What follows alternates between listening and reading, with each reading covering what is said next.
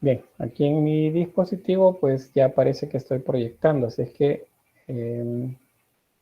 yo esperaría pues que ya están viendo ustedes también por ahí. Bien, sí. ¿Y ahora? Gracias. Bien, entonces la materia es Historia del Arte 1. La historia o el área de la historia en las licenciaturas que ustedes han iniciado a estudiar es un eje bastante importante. La historia del arte nos ayuda para un montón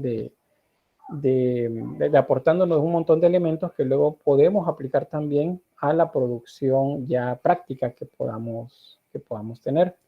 Entonces sí es importante que no vean como con desdén o como un relleno la historia del arte, porque si lo vemos en tiempo, ustedes durante toda la carrera van a ver historia del arte. Por ejemplo, si están serían 8 de los 10 ciclos de la carrera, van a ver historia. En los primeros 5 ciclos de la carrera, que sería primer año, segundo año y tercer año, ustedes van a ver 5 historias ahí. La historia 1, que es donde comenzamos, es historia principalmente europea y del Medio Oriente, desde la prehistoria hasta inicios de la Edad Media. La historia 2, edad Media hasta la actualidad, en Europa principalmente y América. La historia 3 es historia latinoamericana, pero referida desde la etapa del periodo formativo de las culturas precolombinas. La historia 4 se refiere al periodo de la colonia hasta inicios de la República. La historia 5 es la época, y en Centroamérica, la historia 4. La historia 5 se refiere a la etapa de la República a la actualidad y geográficamente está centrada en El Salvador. O sea, la historia 5 es historia salvadoreña propiamente. Vamos de lo más general a lo específico con las historias en esos primeros 3 años en los que van a haber 5 historias.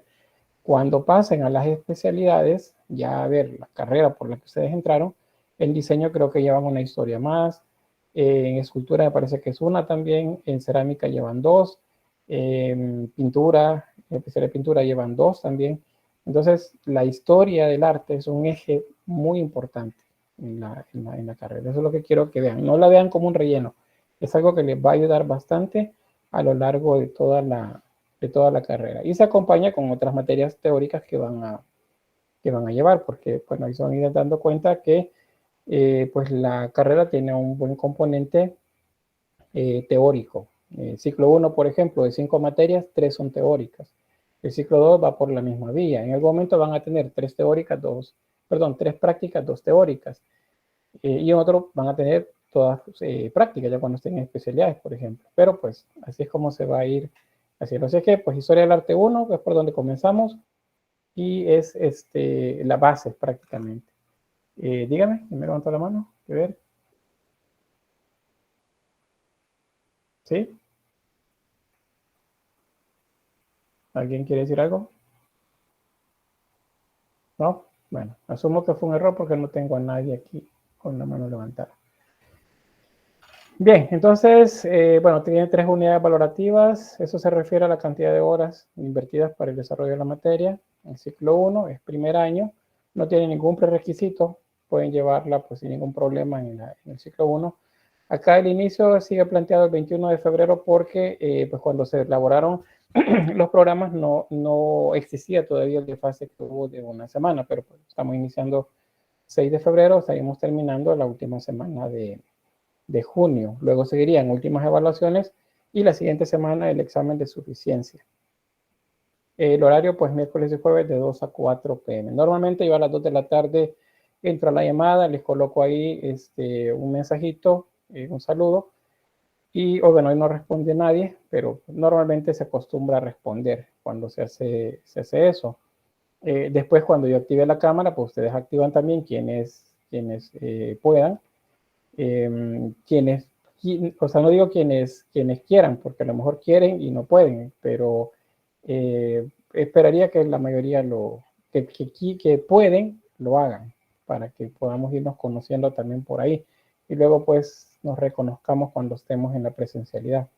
La modalidad, pues esto lo ampara este acuerdo que hizo el Consejo Superior Universitario, el CSU, a inicios de año, donde pues se habla acerca de virtualidad y de carreras a distancia, perdón, materias a distancia. En el caso nuestro es a distancia. No vamos a ir presencialmente a la Escuela de Arte por esa materia, ni a hacer exámenes ni a clases, a menos no este ciclo. A lo mejor eso cambia para el ciclo 2, pero pues de momento no, todo va a ser virtual. Sobre la descripción, no les voy a leer esto, sino que les planteo las ideas que tratan. El primer párrafo se refiere a las condicionantes por las cuales estamos en la virtualidad. El número del acuerdo del consejo. Ese acuerdo, por cierto, lo van a tener en el aula virtual. Ahí lo van a poder descargar también para que vean qué es lo que incluye. Estamos pues con este convenio de UES y el INDES COSAN, que es la adecuación del campus universitario para la realización de los 24 Juegos Centroamericanos y del Caribe, que se van a desarrollar aquí en el país a mitad de año. Pues ahorita se están adecuando las instalaciones. De hecho, ustedes probablemente comiencen presencial con las prácticas, pero en algún momento eso va a pasar a la virtualidad o se van a mover hacia otros lugares en los que se van a desarrollar las materias. Lo siguiente, pues eso se refiere a qué consiste la materia, y esto es a las principales manifestaciones artísticas desarrolladas desde la época prehistórica hasta inicios de la Edad Media. Es decir, que vamos a ver prehistoria, luego las primeras culturas que se desarrollan bajo el contexto de la historia ya, que son las de la Mesopotamia, Egipto, y luego pasaríamos a las clásicas, que se les llama así, que son las del Mar Egeo, luego Grecia, luego etruscos, luego Roma. Y terminamos esa parte con el paleocristianismo, es decir, el primer arte cristiano. Y luego vamos a avanzar todavía un poco más dentro de la Edad Media, pero en un contexto diferente, que es el contexto medio oriental, que es el arte musulmán, el que tiene que ver pues con lo que se desarrolla en un contexto geográfico árabe y en un contexto religioso musulmán. Eso lo vamos a ver también, y en parte también, al menos para contextualizarnos, el arte de la India, el arte de China y el arte de África también. Eso que les mencionaba está distribuido en 3 unidades didácticas. La primera, vamos a ver desde la prehistoria hasta Egipto, es decir, prehistoria y las primeras culturas históricas como tal. Luego vamos a pasar al Mar Egeo en la unidad 2, y luego vemos Grecia, luego vemos a Etruria, luego Roma y por último paleocristianismo, en ese orden de desarrollo. La unidad 3 la iniciaríamos con el arte musulmán, con el Islam como tal, y pues ahí cuáles son las diferencias, cuál es el ámbito de aplicación, cuál es la diferencia contextual también de esa cultura con la occidental, que es donde estamos nosotros, y luego pues ese planteamiento general acerca de India, China y África. La materia está más centrada para el desarrollo de las culturas que son la base de lo que se llama cultura o mundo occidental, porque eso es lo que contextualmente nos concierne. No vamos a profundizar, por ejemplo, en arte del Oriente Lejano, porque pues no hay tanta relación actual con lo que desarrollamos en nuestra cultura con lo que hay allí en el Oriente Lejano. La materia es teórica, no vamos a ver prácticas de ejercicios acá. Si les digo, mira, vamos a hacer un ejercicio, vamos a hacer un trabajo, pues eso es completamente teórico. Eso lo vamos a hacer en el aula virtual. Pueden ser la lectura de un material, de un libro, y luego que participen en un foro o que respondan un test. Esa sería la manera como lo vamos a ir revisando. Es una materia para leer esta. Si no tienen el hábito de leer, pues habrá que irlo despertando. Muy a pesar que tenemos otras opciones actualmente, como por ejemplo los canales de YouTube que se refieren a historia, o los audiolibros, por ejemplo. Ustedes simplemente lo ponen y ahí van escuchando la lectura del libro. O sea, son de las posibilidades tecnológicas que son buenas también, porque nos ayudan a optimizar el tiempo. Ustedes pueden estar trabajando y pueden estar escuchando un audiolibro, por ejemplo. Y si no, pues la lectura. A la vieja escuela, un buen libro y a leer. Si no, la virtualidad, también buena fuente en la web. No Wikipedia. Wikipedia es uno de los primeros que se les prohíbe cuando entramos a historia del arte, porque en Wikipedia pues nos puede funcionar para alguna conceptualización y eso pues dándole el beneficio de la duda, porque es una web en la que la información se puede tergiversar. Y como eso pasa por verificación, en todo lo que alguien la verifica, pues la gente se puede equivocar mucho. Hace poco vi que alguien había puesto que no sé si la plancha o qué artículo, qué electrodoméstico lo había inventado alguien.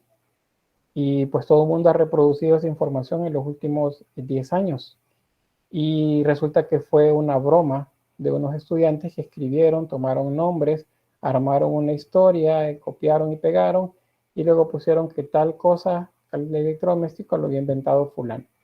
Y lo reprodujeron en libros, en videos, en documentales, y es falso.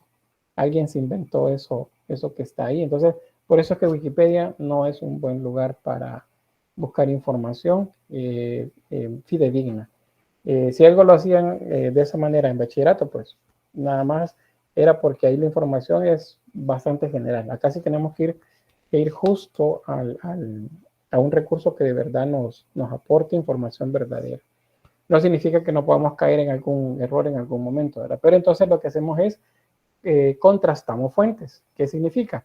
Pues que verificamos la información que tenemos a razón de leer otros libros, otras fuentes, de manera no quedarnos solamente con una. Luego, como las clases son de manera virtual, pues el enlace en el que estamos en este momento es el que vamos a utilizar para el desarrollo de las clases sincrónicas, es decir, las que estamos así frente a frente, o como dicen en la tele, en vivo y a todo color. Pero también hay otra manera, y es por las personas, por ejemplo, que están, me decían ahí, yo estoy trabajando, pues la posibilidad de esto, es la asincronía, la educación asincrónica. En este caso, pues la clase esta que se está grabando la voy a colocar en el aula virtual.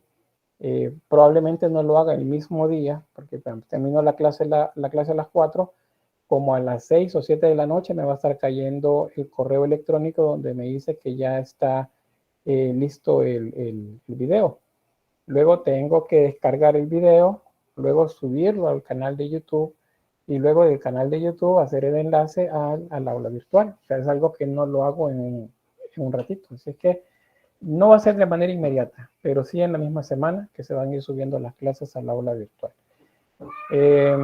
Así que vamos a tener 2 vías, una sincrónica y una asincrónica. Por cualquier problema también de alguien más que se le fue la electricidad, que no alcanzó a llegar a tiempo a la clase, pues la va a poder ver después. Eso no hay problema. Por eso les decía acá, vamos a estar en la plataforma Moodle, que es donde tenemos el aula virtual, Google Meet, que es donde estamos en este momento, YouTube, por el canal que tengo, que es donde subo la información. Esa información es solamente para la clase, entonces si ustedes me buscan, seguro que no van a encontrar mucho ahí, pero los enlaces sí, si tienen el enlace, pueden ver el video. Y luego Facebook, acá lo que vamos a tener es un grupo en esta red social. Eso nos va a servir para algún informe o un aviso, así como bastante inmediato. A veces es más fácil que vean el Facebook a que revisen el correo electrónico. Entonces puede que les mande información al correo y en Facebook les diga, revisen su correo electrónico. Hay información importante. Entonces, esos avisos. También Facebook nos permite compartir información.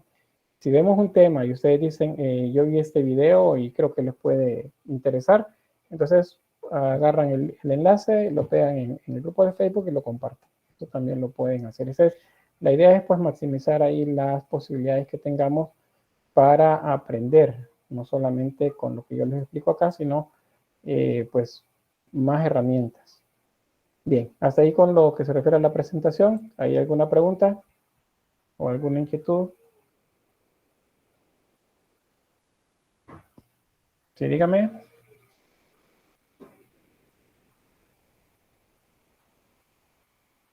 Andrea, tengo, y luego Diego. Buenas tardes, licenciado. Buenas Yo tardes. tenía una duda sobre la plataforma de Moodle, que Sí. si solo entramos y buscamos el curso que está mandando por el correo, o nos tenemos que registrar primero o hacer otro tipo de proceso antes de buscar el curso que mencionó.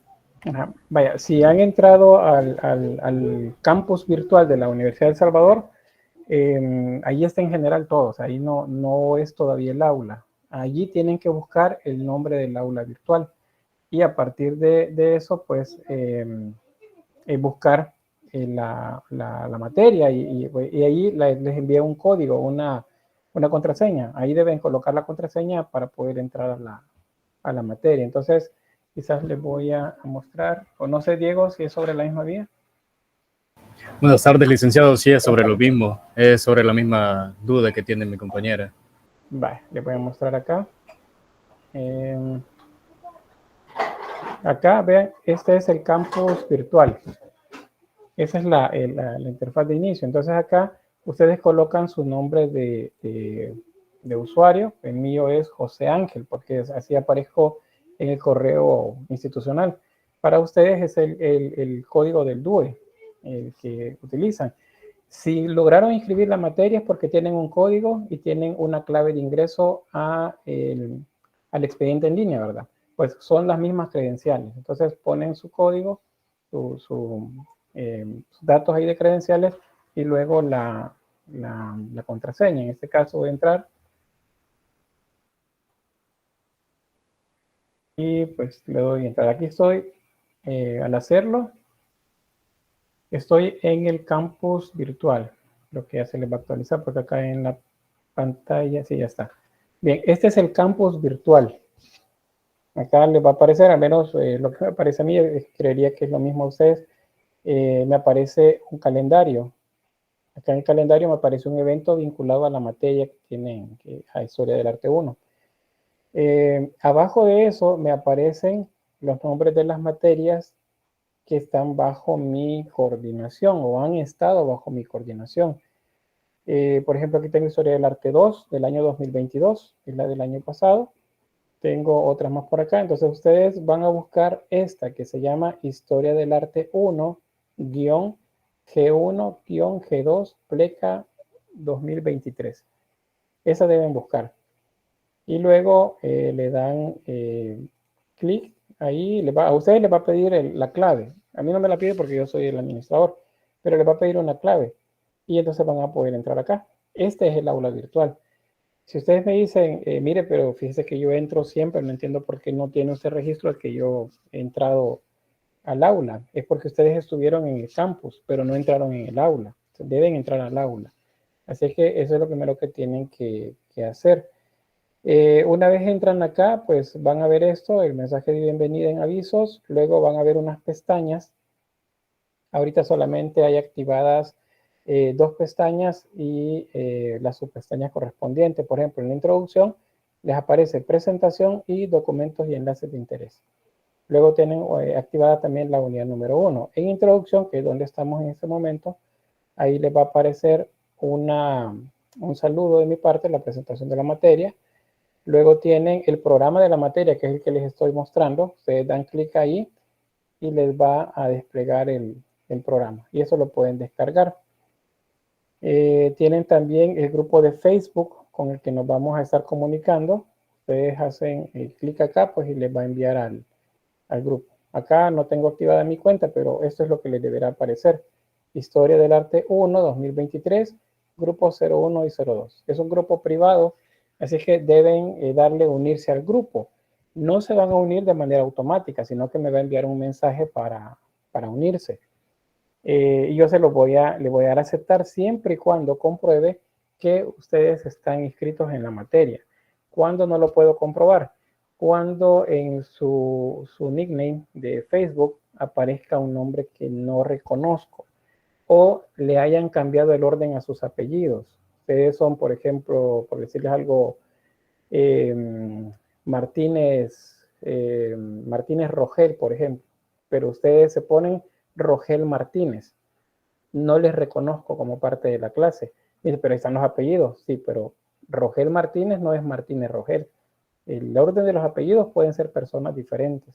Entonces, no voy a darles acceso hasta que me envíen un mensaje por Messenger diciéndome que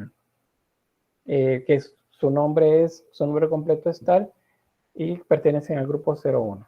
Entonces yo ya ahí les veo, reviso su nombre completo en la lista y entonces ya le doy a aceptar para unirse al grupo. Ahorita tengo 41 miembros, bueno, 40 serían del grupo 02. Me hace falta todavía quienes no han ingresado. Así que pues eso, a mí me pueden ubicar en Facebook como Orlando Ángel Historia. Así aparezco, Orlando Ángel Historia. Sí, dígame, Alexis, y luego tengo Diana. Entonces, para el grupo de Facebook, si nosotros tenemos solo un nombre y un apellido, tenemos que ponernos los dos apellidos. No, deben enviarme un mensaje nada más diciéndome que su nombre completo es este, pero no se cambien nada. Ustedes quieren llamarse como sea que se hayan puesto en Facebook, manténganlo. Solo deben enviarme un mensaje en Messenger diciéndome que su nombre completo es tal. Eso solo tienen que avisarme, no tienen que cambiar nada de ustedes ahí en su nombre. Igual yo aparezco como Orlando Ángel Historia. Puede que aparezca un montón de Orlando Ángeles, pero esta cuenta donde estoy aparece una fotografía mía y dice Orlando Ángel Historia. Esa es la que deben buscar. Bien, creo que estamos con eso, ¿verdad? ¿O hay algo más? Si no, regreso al programa.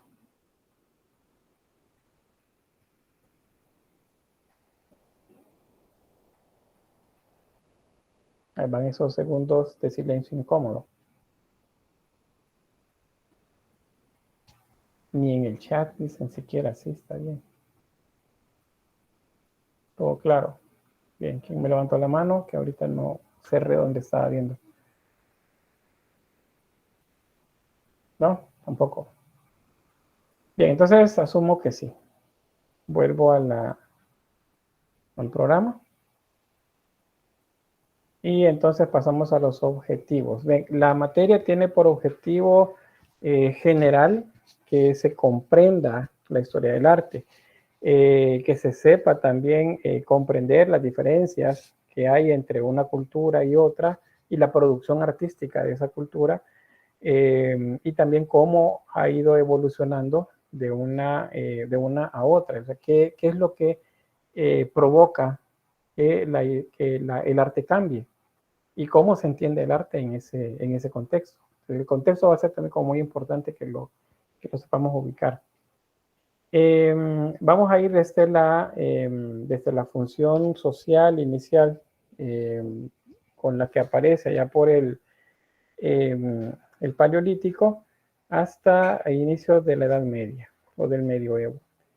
Los objetivos específicos, pues, reconocer las manifestaciones artísticas, las más importantes, aquellos principales estilos y artistas del arte europeo y asiático, y saberlas ubicar en tiempo y espacio, o sea, cuándo sucedió y a dónde sucedió. Eso es muy importante que lo aprendan a hacer, porque ahorita a lo mejor sabemos de Egipto, pero hay que saber dónde se desarrolló, qué fue de Egipto en su proceso de construcción como una cultura, quiénes están antes y quiénes están después, después a quiénes ejerció influencia.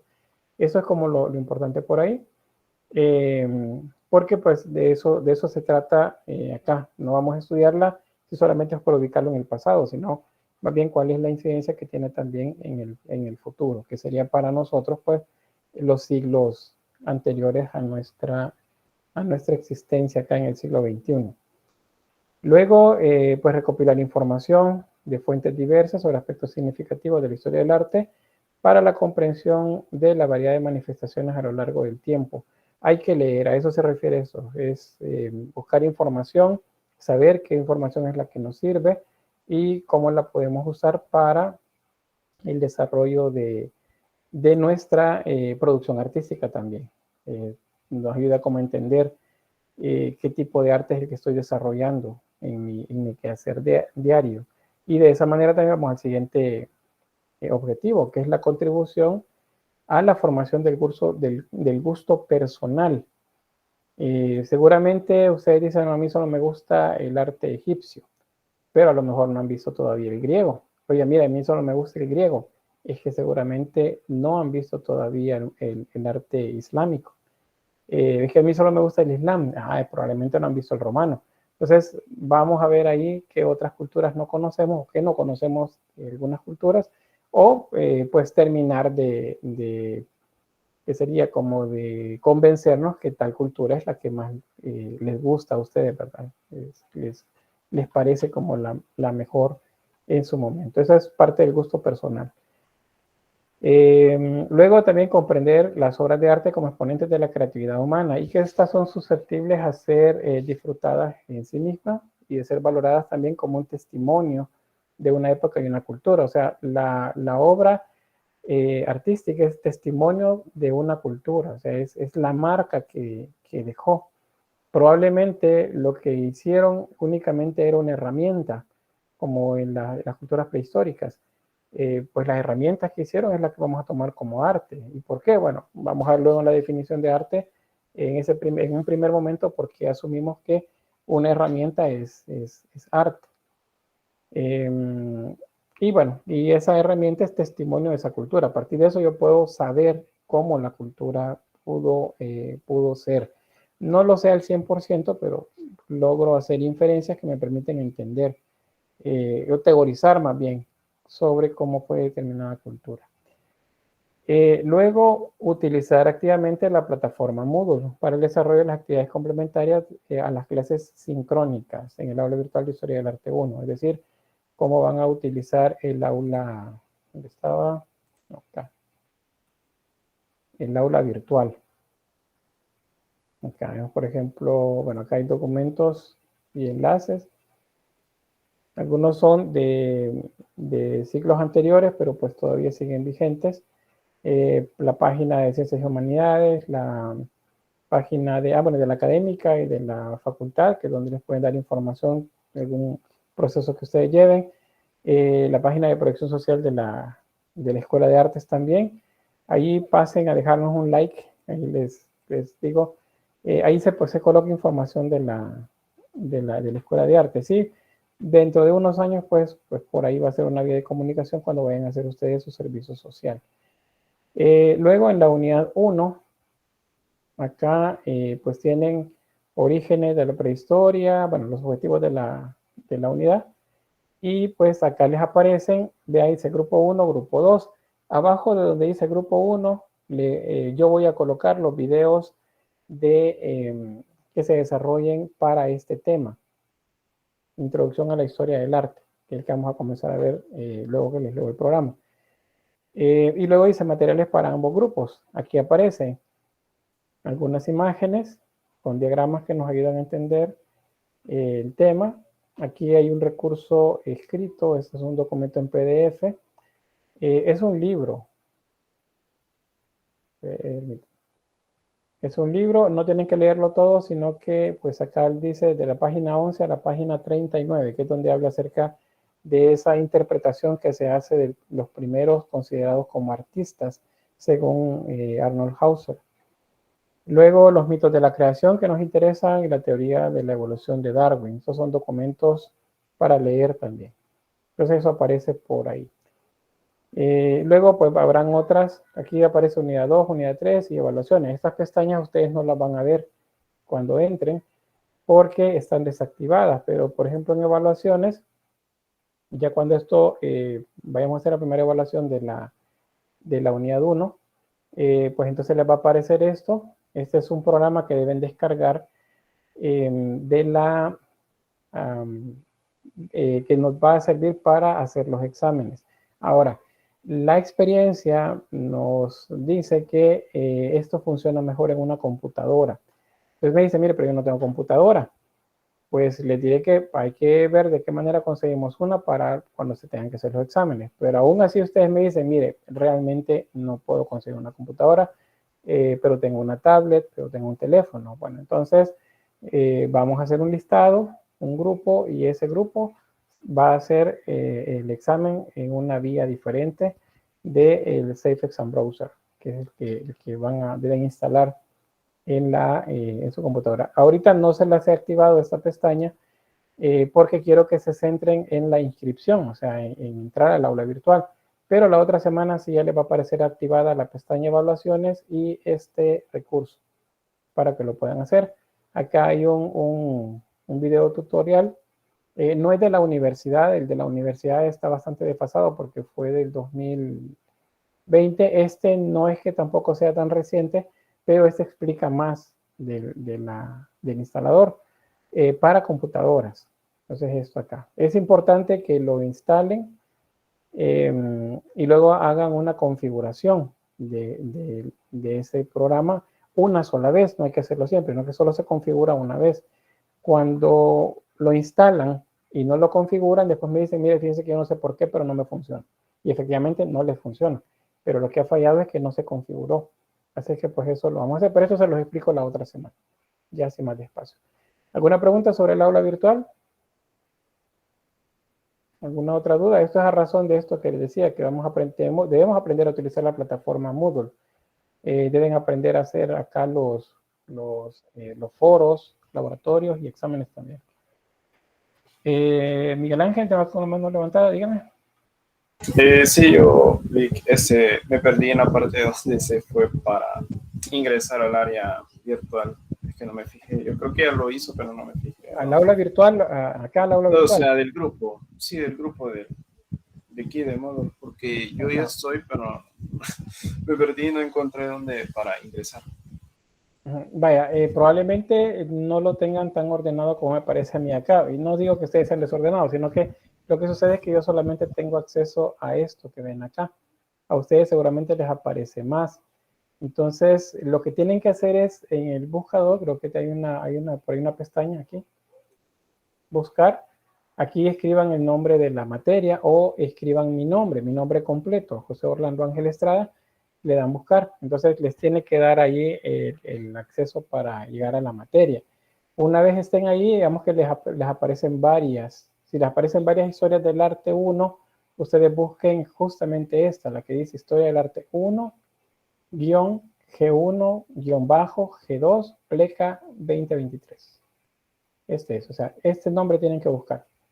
Una vez lleguen, le van a dar clic, yo le doy clic aquí y entro, porque ya, o sea, yo soy el administrador. A ustedes les va a pedir una clave. Esa clave ya se las envié al grupo de la, ¿cómo se llama?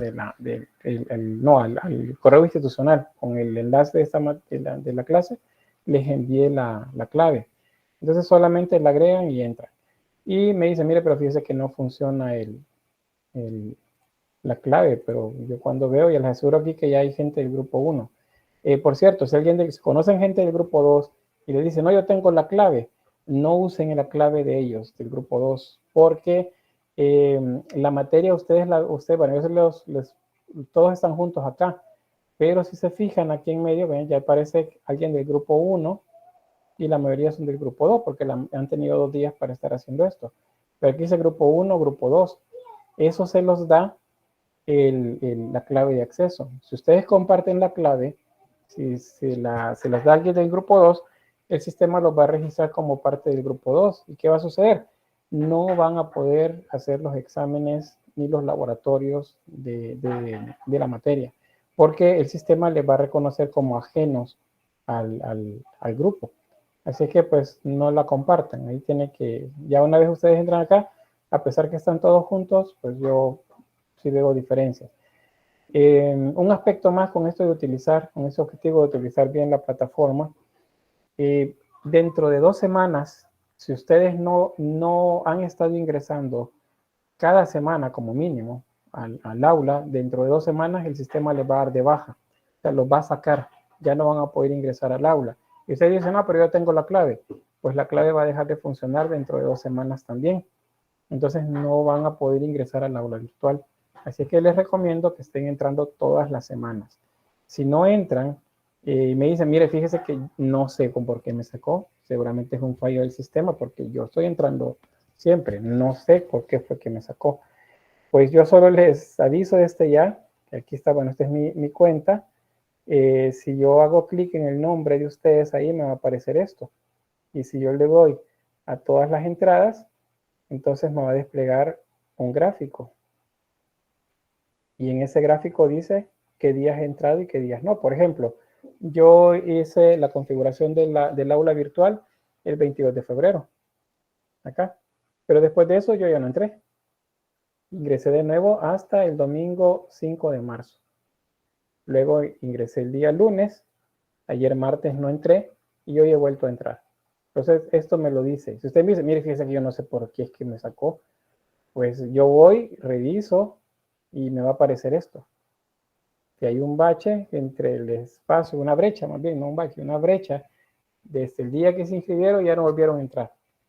Y ustedes me pueden asegurar, pero es que yo sí he entrado, yo le aseguro que estoy entrando. ¿Qué puede suceder? Que hayan entrado al campus virtual, pero no entraron al aula. Y eso, lo de los 15 días, es para entrar al aula, el aula virtual. El campus pueden seguir entrando, pero al aula no van a poder entrar. Entonces ahí no hay que descuidarse con eso, hay que estar entrando por lo menos una vez a la semana, eso es por lo menos una vez. Aquí dice qué es lo que qué es lo que se ha tocado, qué es lo que se ha revisado. ¿Ven? Todo aparece ahí. O sea, no me pueden decir, mire, fíjese que no sé por qué. No sé por qué es que me sacó. Pues es porque no entraron, simplemente. No hay otra razón para hacerlo. Bien, creo que está ya evacuado esto, ¿verdad? ¿O hay alguna pregunta más?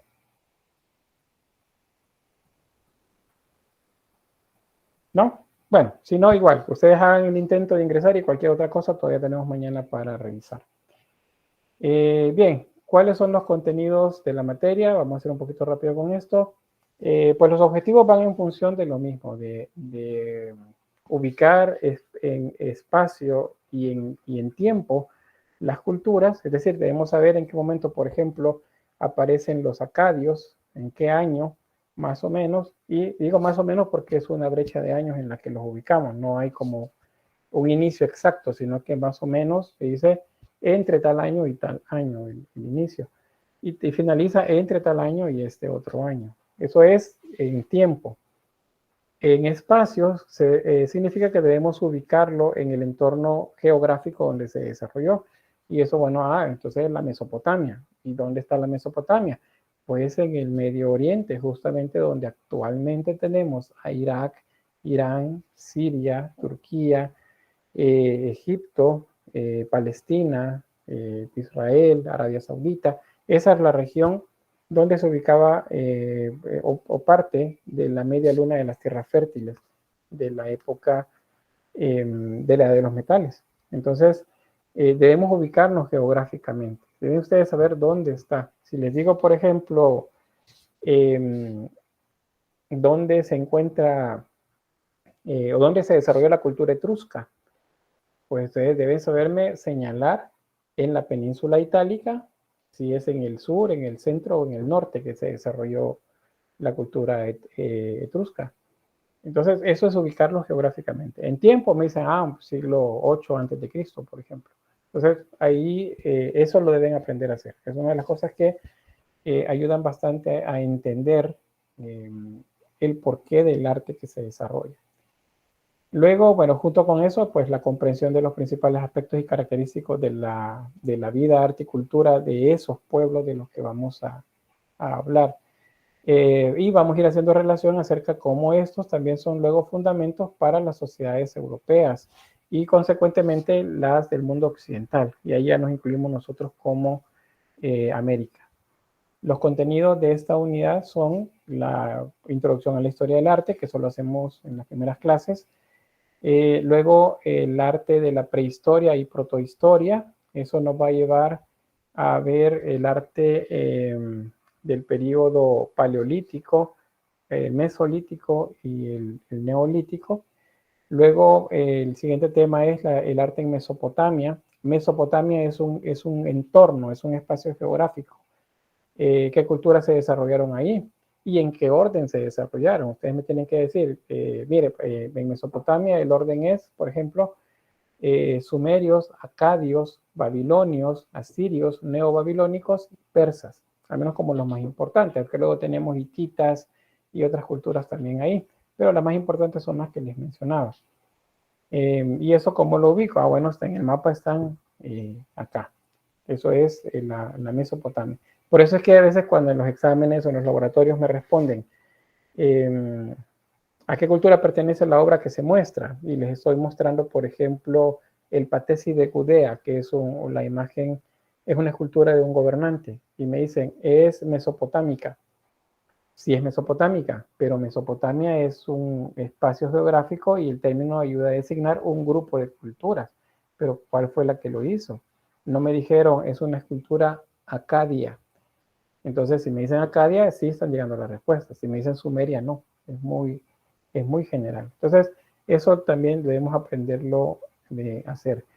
El arte asirio y persa acá, pues se ha movido. Fíjense, esto debería estar en arriba. Porque el último tema que vemos es este, el 4.5 es el arte egipcio. Vamos a revisar eso ahorita.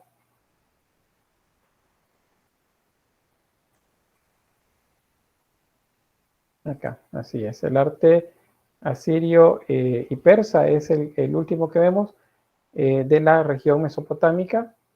Y luego pasamos al arte egipcio. Vamos a entender qué es Egipto, cuál es el entorno geográfico, cuál es la razón de que la cultura se desarrolle en esos lugares, por qué algunos monumentos se hacen en la antigüedad y no se hacen en lo más reciente de la cultura. Pues todo eso lo veremos acá. Al finalizar esto, pues habremos tenido 2 evaluaciones también, que eso ya vamos a ver ahí las evaluaciones. La unidad didáctica 2, esto es el arte de la antigüedad europea hasta inicios del medioevo. Y acá pues igual, siempre la comprensión de los rasgos propios y originales del arte, de esta etapa, que es principalmente europea, que nos alejamos un poco del Medio Oriente. Luego situar en tiempo y espacio otra vez, es decir, que me sepan decir en qué momento aparece, por ejemplo, la cultura minoica o la micénica, en qué momento aparece. Luego, ¿qué son los siglos oscuros? Y después que me dicen, mire, esto es la Grecia arcaica, esto es la Grecia clásica, esto es la Grecia helenística. Entonces, y en ese orden, no me dicen al revés, por ejemplo, la más antigua es la helenística. No, esa es la última etapa del arte griego y que se junta ya con el desarrollo de la cultura romana, por ejemplo. Entonces, eso es lo que vamos a ir viendo y tratar de ir interrelacionando las culturas. ¿Qué tema vamos a ver acá? Ah, bueno, valorar el papel de estas culturas en los siglos posteriores. Estas culturas son la base de la cultura occidental en general. Entonces, hablar de Grecia, hablar de Roma, es hablar de muchas de las cosas que estructuralmente nuestra sociedad todavía replica. Los sistemas políticos, por ejemplo, de nuestra región tienen que ver con los griegos. Muchos elementos también de la manera como gobiernan algunas personas, pues tiene que ver también con algunos aspectos que se plantearon desde la antigüedad romana, por ejemplo. Entonces, eso vamos a ir haciendo, esa interrelación. ¿Qué contenido vamos a ver acá? Pues el arte de los metales, referido específicamente al archipiélago del mar Egeo, donde vamos a ver el arte cretense y el arte micénico. Son los 2 que vamos a ver. Luego pasamos al arte griego, en los 3 periodos principales en los que se puede dividir, que es el arcaico, el clásico y el helenístico. Luego pasamos al arte etrusco, que es la base de la cultura, del arte, no de la cultura, sino del arte romano. Luego el arte romano, cuál es la influencia de Roma en todas las culturas de esa época. Y por último, en esta unidad, el arte paleocristiano, o sea, el primer arte que se desarrolla por esta cultura, esta secta que aparece dentro de la religión judía y que poco a poco va ganando adeptos en espacio también y pues va ejerciendo bastante influencia en los gobernantes romanos hasta que llega el punto en el que pues Roma se vuelve cristiana. En cuestión de menos de 350 años, pues Roma se va a convertir al cristianismo, dada la influencia que llegan a tener. Y entonces, ¿cuándo aparece la Iglesia Católica? Porque es el primer cristianismo. Católico significa universal. Entonces los romanos llamaron a este primer cristianismo universal, o sea, católico, porque era el término que ellos utilizaban para decir que la religión era para todo el imperio romano, o sea, era universal al imperio romano. Pasaron del paganismo al cristianismo en cuestión de un par de décadas y un par de siglos para que eso se convirtiera también en lo que se va a ver en la historia 2, que es el arte medieval, iniciando desde Bizancio en el oriente hasta las culturas medievales en el occidente. Entonces es bien importante acá ver cómo se origina esto, porque pues es la base para mucho del arte que se va a producir en los siglos que vienen. Luego la unidad didáctica 3, ese es arte de la antigüedad oriental hasta la influencia islámica. Aquí vamos a comenzar realmente por el Islam. Y de nuevo los objetivos se repiten porque pues es lo que de manera específica debemos tener o debemos aprender pues en la materia. Los contenidos son el arte islámico, cuál es el origen de la cultura, cuál es el origen del arte, qué tipo de arte es el que se desarrolla, cuáles son los elementos del arte decorativo que desarrolla esta religión y la cultura consecuente, y pues qué influencia tiene también en los siguientes siglos, especialmente en las regiones de Europa Occidental, porque el Islam pues se convierte también en una estructura que va a abarcar bastante territorio desde el occidente europeo hasta el Medio Oriente. Luego vamos a ver también el arte de la India protohistórica y antigua, vamos a ver también el arte chino y vamos a ver el arte africano. Al menos yo esperaría que sí. He tratado de ir resumiendo cada vez más algunos aspectos de la unidad 1 para que nos alcance esto, porque a veces el tiempo no nos alcanza para desarrollar más estas culturas. Pues sí se ven, pero se ven un poco con corto tiempo. Así que pues esos son los contenidos. ¿Hay alguna pregunta o algún comentario, alguna observación sobre los contenidos didácticos?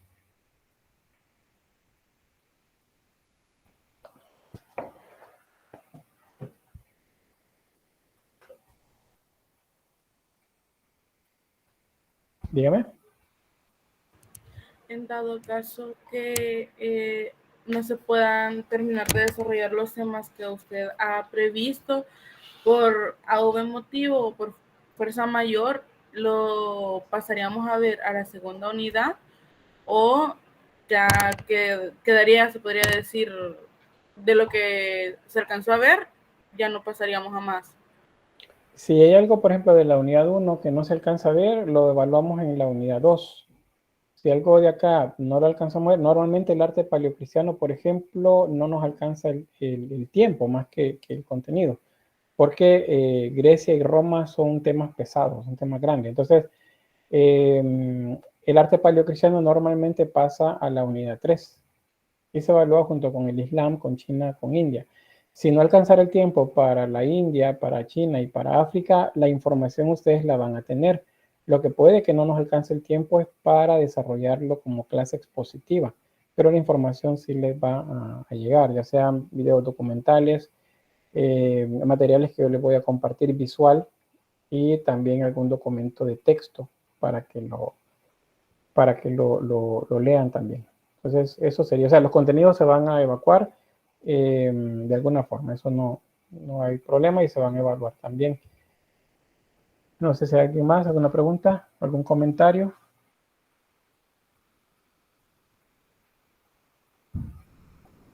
¿No?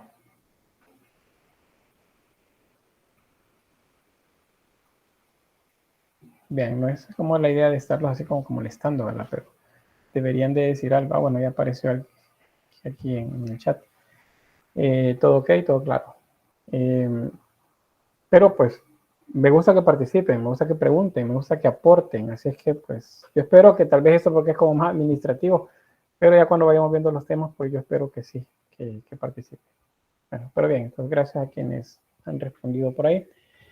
Bien, ¿qué pasa después de esto? La metodología, ya algo les había adelantado, pues las clases van a ser sincrónicas y asincrónicas. La primera opción es esta, vamos al mismo tiempo, en vivo, de todo color, en la clase. Ustedes tienen alguna duda, me la hacen llegar de manera directa y yo se las respondo también de manera directa. Si no lo sé, porque puede suceder que yo no sepa de qué me están hablando y digo, pues un conocimiento bastante específico, entonces yo les puedo decir, miren, no sé del tema, pero o no reconozco lo que me están diciendo, pero voy a buscar información y mañana lo platicamos o en la siguiente clase. Entonces eso sí puede suceder, pero mayormente sí, pues vamos a tener una respuesta por ahí. Eso es de manera sincrónica, es la ventaja que tenemos en este momento. De manera asincrónica, eso es la información que les mencioné, que vieron que ya está en el aula virtual, y las videoclases grabadas, que las voy a subir para que tengan acceso también ahí. Si se va la luz, pues por el trabajo, pues no puedo poner el 100% atención, pues está ahí el tema. Eso sí, el compromiso es de verlo, ¿verdad? ¿Cómo se llama? A conciencia. Y si hay alguna duda, pues ustedes escriben y en la clase entonces preguntan, ya de manera sincrónica, o sea, en vivo a todo color. Si no, pues algún mensaje vía correo institucional o en el último de los casos, pues Messenger o Facebook, algo que escriban por ahí. Normalmente yo en la tarde noche es cuando reviso las redes sociales.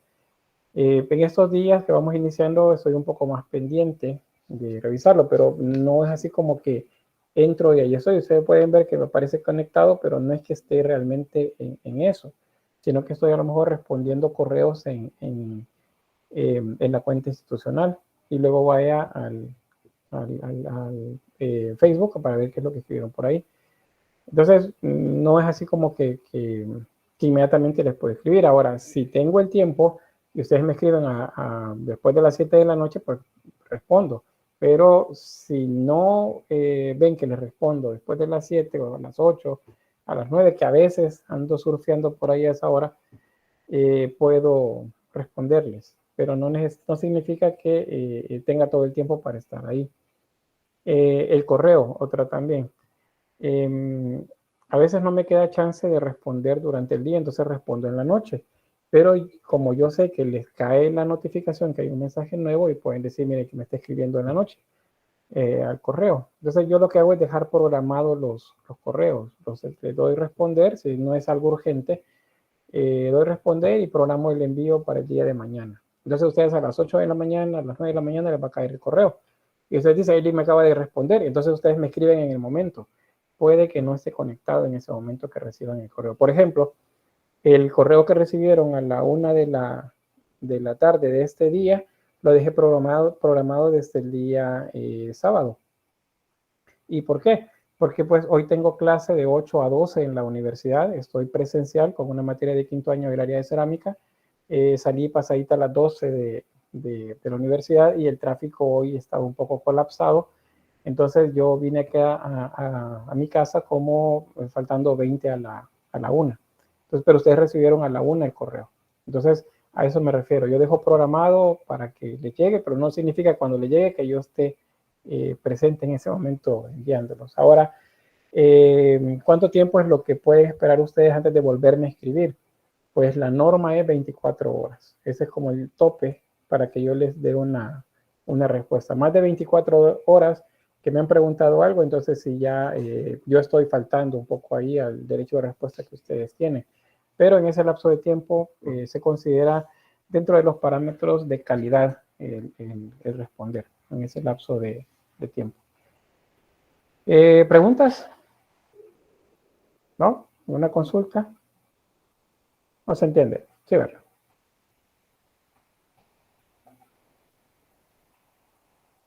Siento así como cuando en las películas del oeste pasan esos arbustos secos, así flotando en medio del desierto. Bien, gracias. ¿Y quiénes responden? Bien, esto es algo que siempre interesa. Bueno, antes de terminar con la metodología, acuérdense, si al estar inactivos por 15 días, el sistema les dará de baja y deberán solicitar al docente reinscribirse porque la clave de acceso ya no va a funcionar. Entonces, deben comunicarse conmigo. Yo les voy a rematricular y les voy a apuntar en una lista negra. Eso significa que han faltado a esa periodicidad para estar revisando el aula. La reincidencia les puede provocar un llamado de atención. O sea, si después, dentro de otros 15 días, me vuelve a decir lo mismo, entonces sí yo le puedo llamar la atención de manera escrita. Puede decir, mire, hay que poner un poco más de atención, no hay que descuidarse. Y bueno, todo lo que les puedo comentar por ahí. Acá Carlos me dice solo una cosa, dice la clase quedará grabada y será subida en alguna parte. Sí, ya algo les expliqué acerca de eso. A ver, ¿quién me ayuda por ahí? ¿Dónde va a estar la clase?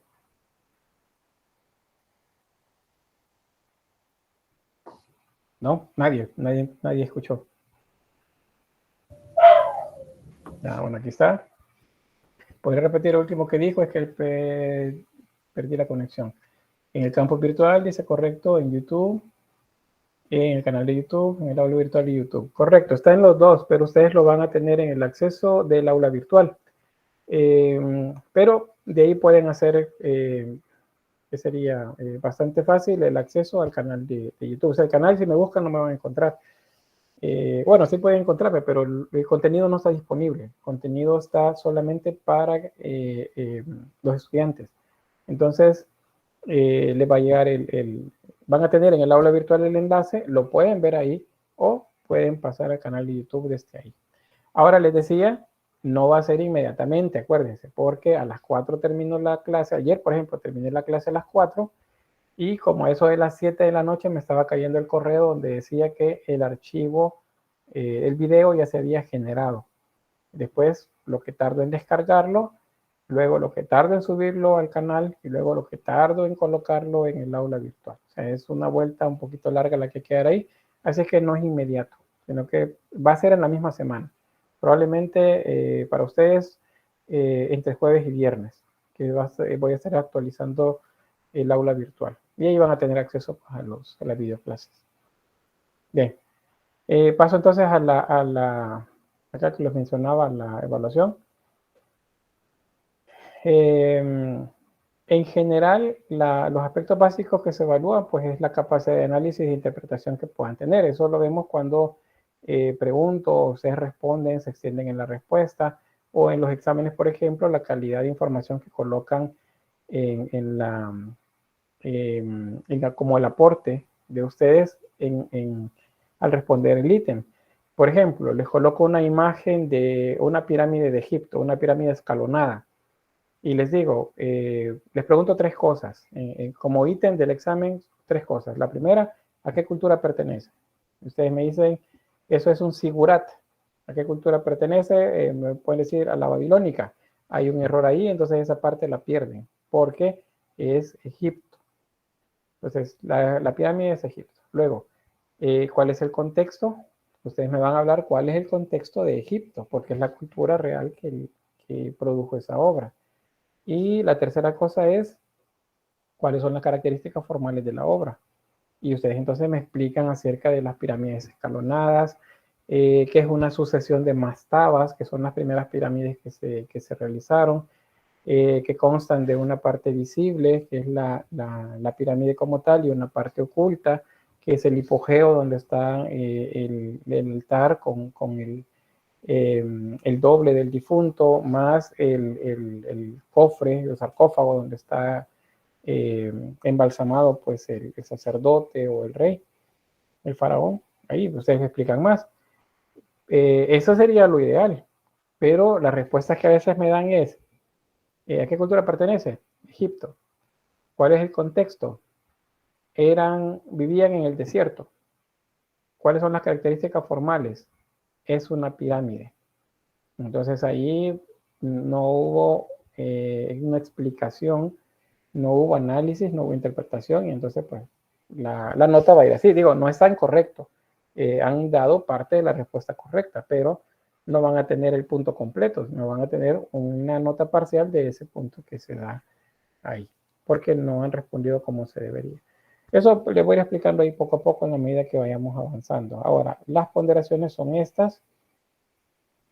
Ahí les aumento un poquito para que las vean mejor. Este es el sistema de evaluación. Tenemos 3 unidades didácticas y cada una de ellas vale el 30%. O sea, cada unidad vale 3 puntos. Y está dividido de esta forma. El examen parcial vale 20% y el laboratorio 1 vale el 10% en esta unidad.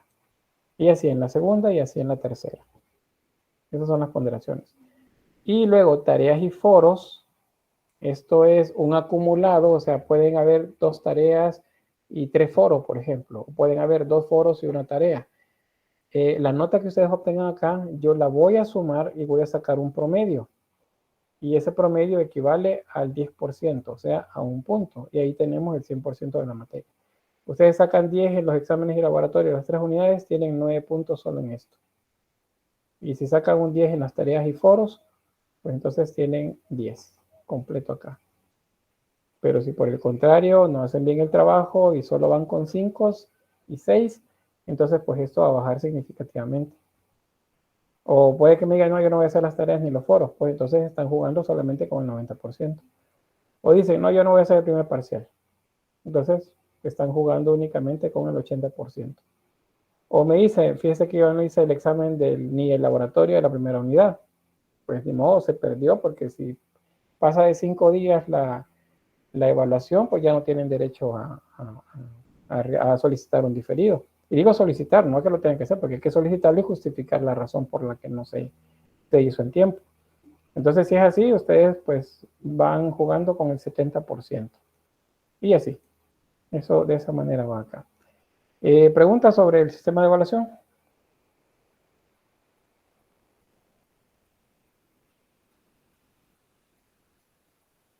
Todo clarísimo, todo claro, me dice Andrea y Sofía. Igual Daniela y Diego. Bien, entonces estamos bien por acá. Igual, antes de cada laboratorio de examen, yo les digo. Cuando vayan al examen o al laboratorio, pues ahí van a aparecerles la información al inicio. Siempre lean las indicaciones en el examen. Y bien, aquí hay una bibliografía sugerida, estos son libros escritos, pero básicamente en el aula virtual es donde les voy a ir compartiendo libros en PDF o enlaces para materiales o pues donde ustedes puedan descargar información. Luego ahí tienen una cronoprogramación. Es estimada porque depende de cómo nos vayamos desarrollando con la materia. Por ejemplo, bueno, aquí está del 27 hasta de febrero al 2 de marzo, pero realmente estamos iniciando el 6 de marzo. Entonces, la semana 1 nuestra es hoy 8 y mañana 9. Esos dos días vamos a ver esto. Probablemente no alcancemos a ver la parte de introducción completa y pues tengamos que utilizar una jornada o la mitad de una jornada de la semana 2. Entonces así vamos a ir. Si hay algún problema que sucede, una suspensión de clases, cualquier cosa que pueda suceder, pues entonces igual nos vamos a ir desfasando y vamos a ir actualizando información. Aquí aparece tentativamente, por ejemplo, la primera evaluación antes de salir de vacaciones, pero hemos perdido una semana. Entonces, la primera evaluación no estoy tan seguro que la podamos hacer antes de vacaciones de Semana Santa. Porque eso ya está a la vuelta de la esquina. Entonces, probablemente tengamos que hacerla una vez entramos de vacaciones. Y así, bien. Con eso termino la intervención del programa. ¿Alguna pregunta?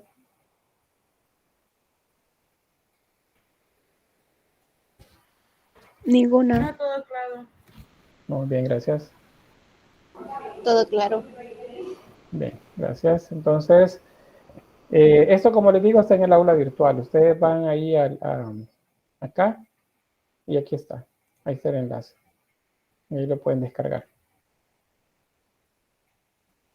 Bien, entonces vamos a ir entonces al inicio de la clase. ¿Por qué vamos a ver clase desde ya si este es el primer día? Pues porque como dice un buen amigo del historiador de allá de la Universidad Autónoma de Honduras, pues el La historia es larga, pero el tiempo es corto. Entonces, no nos va a alcanzar de seguro el tiempo durante el ciclo. Así que vamos a comenzar ya. Son las 3:20. Yo creo que me da espacio únicamente como parte de la conceptualización, pero el día de mañana continuamos con eso. Así es que lo primero es, en la parte 1, que vamos pues les pregunto, ¿qué es para ustedes la historia? No qué es una historia, sino qué es la historia. Son los hechos y los sucesos importantes que han pasado en un determinado tema. Puede ser en este caso el arte, puede ser en la historia, en la sociología, y en diferentes temas. Muy bien, gracias. ¿Qué más?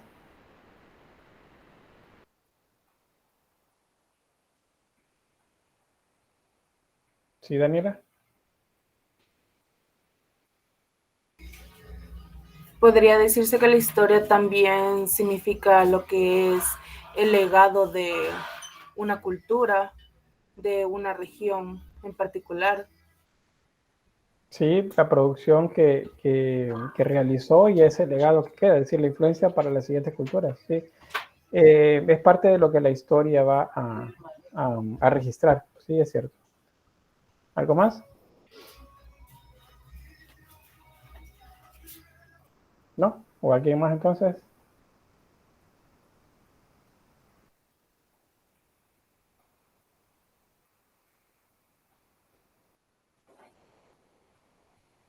Sí, Karen. Como ya dijeron, es algo que tiene sucesos que ya pasaron y que nosotros que no lo vivimos nos puede teletransportar a ellos. Muy bien. Esa es una de las virtudes de la historia que nos transporta a épocas diferentes en las cuales no vivimos. Eso es importante. La evocación que hacemos a través de la historia. Bien, ¿alguien más? O en el chat, alguien que haya escrito, vamos a ver el chat qué tal está. Nada.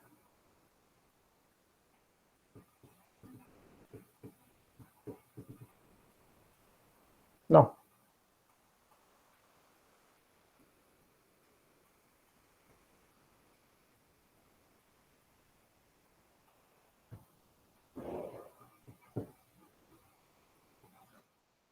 Ajá. Sí, Carlos.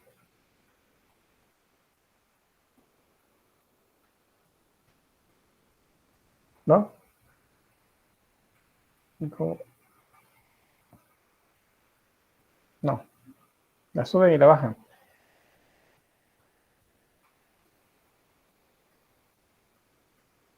Bueno, que esto me desconcierta, ese silencio. Pero bien, vamos a avanzar, no vamos a estar ahí esperando. Bueno, sí, dígame. Corríjame si estoy mal, pero así como dijeron los demás, si bien son sucesos del pasado que marcan un presente, pero también tras los sucesos del pasado, mientras pasa la historia, esos mismos sucesos desencadenan otros hasta el presente. Sí, puede ser que algo que sucedió en el pasado tenga una consecuencia y es la importancia de lo que acaba de mencionar. Por ejemplo, hay una anécdota que se cuenta de un rey en Inglaterra, me olvido el nombre, este rey inglés, que escribió en su diario: este día no ha pasado nada importante. Así le escribió: este día no pasó nada importante. Pero resulta que ese día era 4 de julio del año 1776 y en América se le acaba de independizar la colonia en Norteamérica, es decir, Estados Unidos había proclamado la independencia. O sea, así es de importante eso de lo que puede suceder. O, por ejemplo, la Revolución Francesa. La Revolución Francesa es como una bola de nieve que de repente, o sea, es como que la empujaron y comenzó a activar un montón de acciones en Europa y en América. Después de la Revolución Francesa, 1789, perdón, ¿qué es lo que viene a América? Pues las gestas de independencia y la república que se establece en Francia porque acababan de pasar de la monarquía, habían destronado a la monarquía y se habían instaurado como una república. Pues eso sucede también acá en América. Entonces, lo que sucede en el pasado efectivamente tiene consecuencias en el futuro. ¿Qué ver, Carlos Salvador? Ahora sí. Bueno, yo considero que la historia son diferentes sucesos cronológicos que han pasado desde antes y después de la humanidad. Y es increíble cómo la historia puede variar dependiendo de las perspectivas, porque para lo que nosotros los latinoamericanos puede ser una perspectiva de la historia de la conquista, para los españoles es diferente. Y, o sea, es increíble el cómo puede variar según qué persona o qué etnia, qué raza. Y pues eso. Muy bien, eso es algo muy importante, Carlos. Resulta que tenemos versiones de la historia y no es lo mismo, como bien lo acabas de decir, que cuenten la historia, por ejemplo, de la conquista de América, alguien en España o que la cuente alguien acá en América. Por eso justamente el 12 de octubre para, ¿cómo se llama? Para España. Para los españoles es el día de la conquista española y para nosotros el día de la... bueno, no, dependiendo. Ajá, pero sé que para los españoles sí es se le llama el día de la conquista española y por eso he visto no podré, varias personas, si se podría decir, y quejándose de el nombre que le han dado ese día. Muy bien. Acá para nosotros, hasta hace unos 30 años era el Día de la Raza, decían. Actualmente es el Día de la Resistencia. Entonces, no es lo mismo como lo ven los españoles, como lo vemos nosotros acá. Allá quieren hacer monumentos a Cristóbal Colón y aquí quieren fundirlos porque pues no es lo mismo. O sea, la cantidad de costos o el costo tan grande que tuvo América para el beneficio de España y otras colonias, que Inglaterra, Portugal y Francia, por ejemplo, o en general el continente europeo. Mucho del recurso de acá llegó a España, pero se distribuyó en todas las deudas que tenía que pagar en Europa. Entonces sí, eso es importante. Ahora, ¿cómo saber nosotros que estamos estudiando historia del arte, historia en general, es más fácil que suceda esto, cómo saber realmente quién tiene la razón?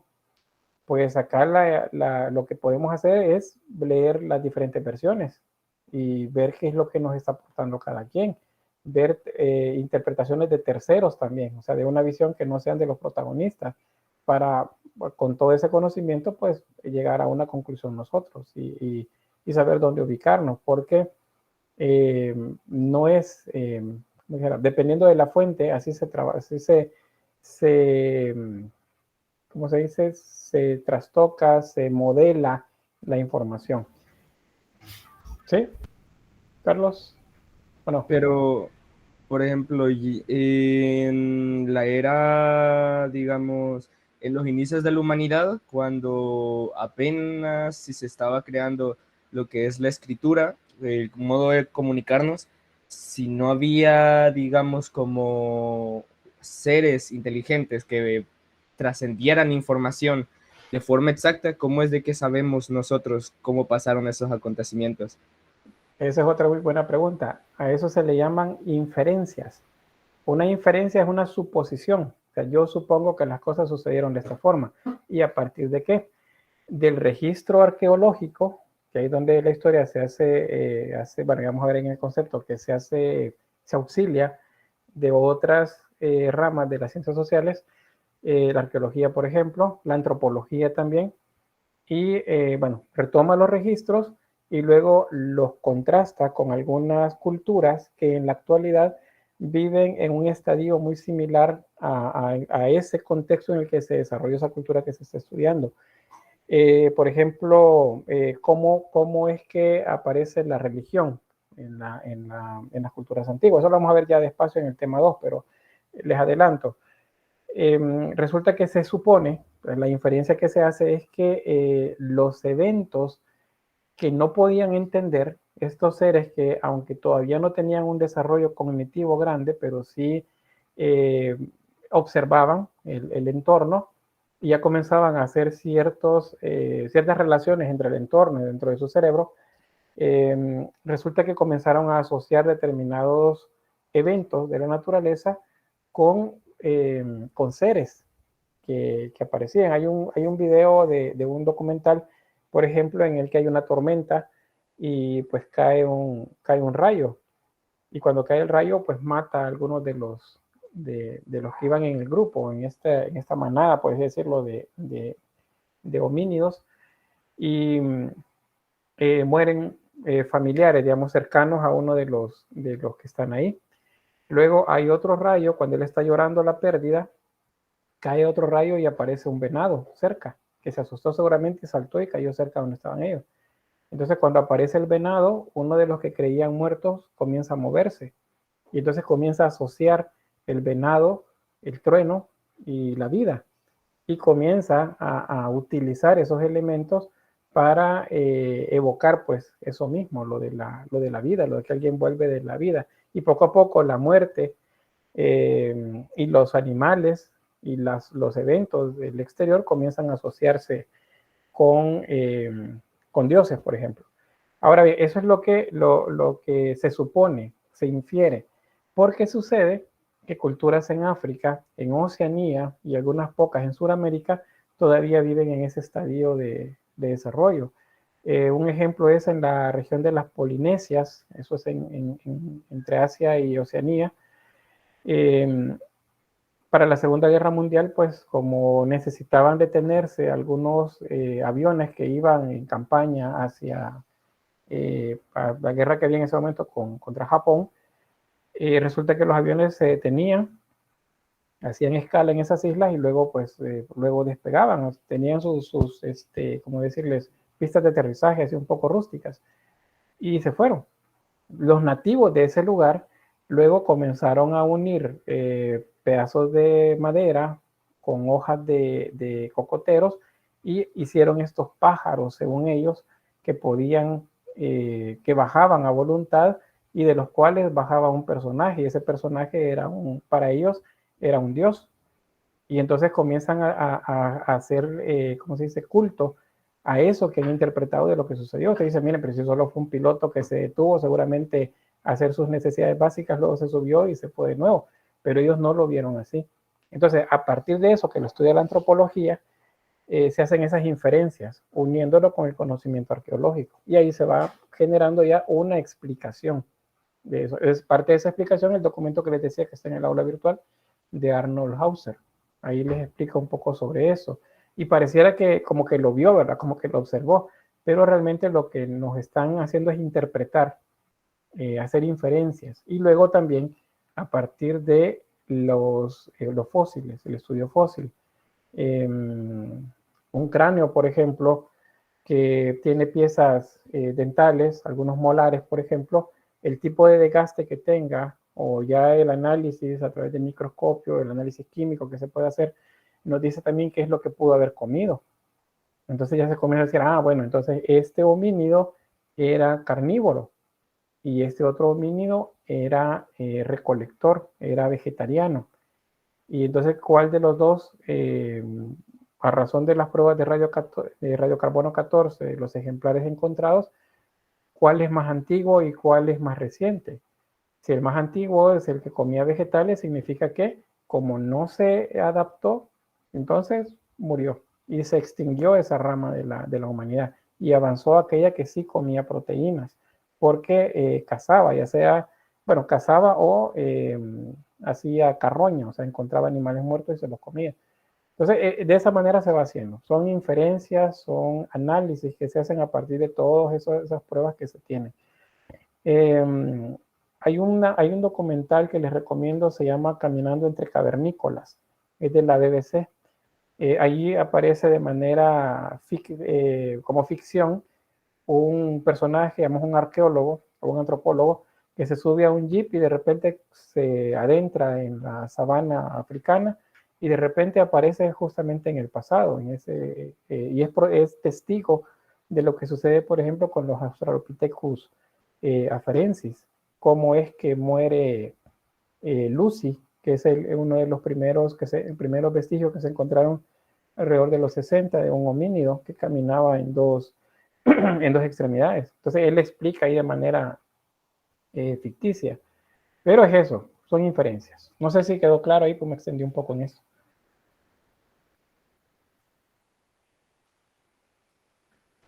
Quedó claro, profe. Muy bien. Gracias. Entonces, ya que está claro, entonces pasamos a esto, ya la parte conceptual. La historia, vamos a decir que es la ciencia que tiene como objeto de estudio el pasado de la humanidad y como método de estudio el de las ciencias sociales. ¿Qué significa esto? Que la historia no es algo que se pueda comprobar en laboratorio, sino que es algo que se va a analizar a partir de la sociología, de la antropología, de la arqueología. Ahora me dicen, pero mire, la arqueología se auxilia también de la biología, por ejemplo. Sí, pero esos van auxiliándose y en esa manera pues se va llegando más a la certeza de una afirmación. Se denomina también historia al periodo histórico que transcurre desde que aparece la escritura hasta la actualidad. O sea, seguramente ustedes han escuchado la palabra prehistórico. La prehistoria, es que eso es prehistórico, pero ¿hasta dónde llega la prehistoria? Pues hasta que aparece la escritura. Cuando alguien deja un vestigio escrito, o sea, un lenguaje escrito, entonces la prehistoria se acabó. Ahora eso no sucede de un solo, ¿verdad? No es que alguien dice hoy voy a escribir, sino que hay muchas culturas que lo comienzan a hacer de manera muy sencilla y otras que simplemente siguen sin dejar vestigio. Entonces a esa etapa se le llama protohistoria, es una etapa de formación y esa es la transición entre la prehistoria y la historia. ¿Cuándo sucede? Pues como son periodos de los que se habla, estamos hablando entre el 4000 y el 3000 más o menos. En ese lapso de tiempo antes de Cristo es cuando aparece la escritura. ¿Y dónde? Pues aparece en la Mesopotamia con la cultura sumeria como tal, aparece la escritura cuneiforme. Se escribía con un trozo de madera, como manera de cuña, o una astilla de madera, y se escribía sobre tablillas de barro. Ahí se iba haciendo la escritura, y ese es el primer registro que se tiene conocimiento de una cultura, porque lo dejó escrito. Antes de eso es prehistoria. ¿Dejaron vestigios? Sí, pero es gráfico. Son pinturas en las cuevas, son herramientas. Los pictogramas. Los pictogramas o el arte pictórico que está en las paredes o arte parietal que se denomina.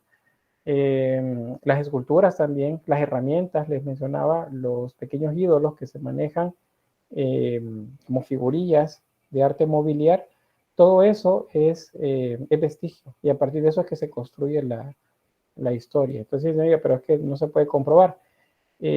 Pues al 100% es difícil comprobar algo, pero a un 90% sí se puede, y eso es decir bastante, o sea, por eso es que se afirman muchas cosas, porque ya un 90% de probabilidades significa que seguramente que así sucedió. Entonces la historia nos cuenta eso que sucedió. Ahora, ¿puede cambiar? Sí, puede cambiar. ¿Y cuándo cambia? Cuando sucede un descubrimiento de algo que dice que se está reescribiendo la historia. O sea, hay que retroceder y otra vez volver a escribir los libros, dicen. Sí sucede, pero pues, no es algo cotidiano, es algo que cuesta un poco. Les pongo un ejemplo. Acá en nuestro país, Joya de Serén es el único lugar en Centroamérica y me atrevería a decir en lo que se denomina Mesoamérica, que incluye parte de México hasta el sur, parte del sur. Es el único lugar en donde se encuentran vestigios de cómo vivía la gente, el pueblo, la gente campesina, pues, por así decirlo, de los pueblos originarios. Porque los lugares como Tazumal, como San Andrés, o si vamos en otros países como Copán, como Tikal, y así otros más, eran capitales, ahí vivía la élite, ahí vivía la gente que tenía el control económico, político de la sociedad de maya, por ejemplo. Pero la gente que vivía en lo cotidiano, que vivía en chozas, esa no hay vestigio, salvo Joya de Serén. Pero ¿qué sucede? que el año pasado, ahí por agosto-septiembre, resulta que un joven, por cierto, ex graduado de la Universidad de Salvador, él es licenciado en letras, él hace un anuncio a través de redes sociales, a través de TikTok me parece, y dicen, miren, esto es lo que se ha encontrado acá, la gente ya me había hablado de esto, pero pues yo no había podido venir por los problemas de delincuencia, pero ahora que se pueden mover uno hasta acá, resulta que vean esto, y entonces enseña vestigios de algo cotidiano, por decirles algo, una bodega en la que se guardaba maíz, se guardaba cacao, se guardaba frijol, jocote, y otros elementos. Es decir, acababan de recoger la cosecha, la habían guardado cuando hizo erupción el volcán. Entonces, probablemente hay gente que falleció ahí, pero muchos digamos que pudieron escapar. No lo sabemos todavía, pero puede suceder como el caso de Joya de Serén, que la mayoría se fue, bueno, todos se fueron. Solo quedó un pobre pato amarrado a un tronco, y un ratón también que se murió adentro de una olla, estaba comiendo el maíz. Pero veamos, personas no se han encontrado en Joya de Serén hasta la fecha. No sabemos si se va a encontrar algo así en este lugar que han encontrado aquí cerca del río Las Cañas. Pero ¿qué es lo que va a suceder con estos vestigios que se han encontrado, que son más antiguos que Joya de Serén? Son alrededor de 200 años antes de Joya de Serén. Pues que habrá que reescribir seguramente los libros, habrá que acomodar la información a la luz de esos nuevos vestigios que se han encontrado. Entonces, eso puede suceder. Otro aspecto, en nuestro país no hay dinosaurios encontrados a la fecha. ¿Y por qué? Pues porque simplemente para la época de los dinosaurios, o sea, más allá de 65.000 años de antigüedad, pues el territorio estaba bajo el mar. No hay mucho, digamos, mira, pero algún dinosaurio ahí marino, pues no se ha encontrado. ¿Qué sí se han encontrado? En el río Tomayate, acá cerca de Apopa, era un humedal, era un bebedero que los animales que hacían migración entre el norte y el sur se detenían a beber agua ahí, pues y ahí muchos morían y quedaron soterrados en el lugar. Entonces, de momento esa es la información que tenemos. No hay dinosaurios, sí hay megafauna, o sea, perezosos gigantes, vi algún otro tipo de animal mamífero grande, pero ¿qué tal dentro de 50 años resulta que abajo de eso encuentran el hueso de algún dinosaurio? Pues entonces habrá que reescribir la historia. Y eso sucede no tan seguido, pero sí sucede.